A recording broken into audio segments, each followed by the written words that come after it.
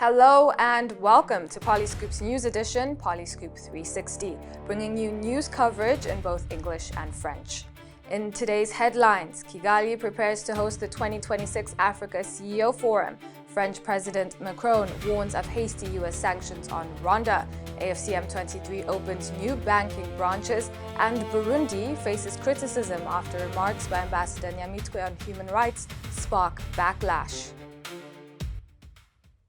Kigali is emerging as the diplomatic and economic capital of Africa this week as Rwanda prepares to host the Africa CEO Forum beginning 14 May 2026. Heads of state and senior officials have started arriving in Kigali ahead of the two-day summit expected to gather political and business leaders from across the continent. Six sitting African heads of state are expected in Kigali. Jessica has more.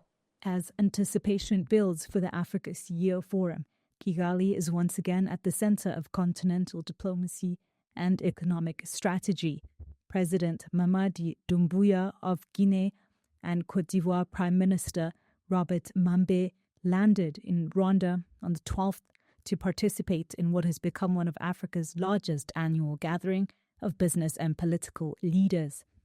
The summit, running from May 14th to 15th, is expected to focus on investments, regional integration, innovation, and economic transformation.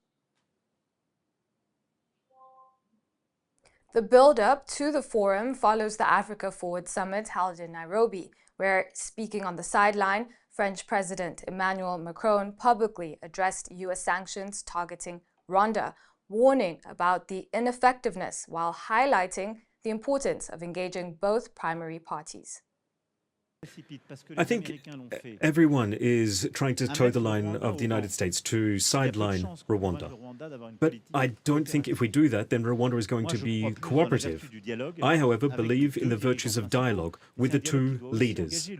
And this is what we need to have with Uganda, Burundi, countries in the region, so that we can clarify exactly what is happening on the ground, how many forces are on the country, and to also clarify the fact as to what is happening economically in the east of the country.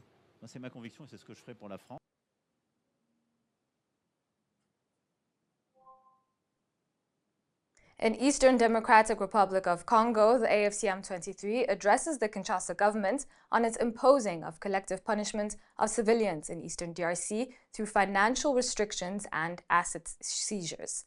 Lewis tells us more. In a statement issued May 12, 2026, AFCM23 spokesperson Lawrence Kanyuka highlighted Kinshasa's economic strangulation targeting populations in Eastern DRC.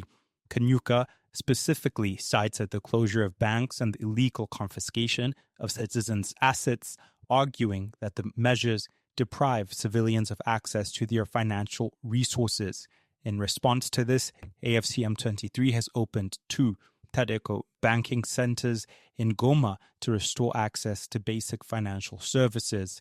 The opening ceremony was chaired by North Kivu Governor for Economy and Finance Shadrach Amani.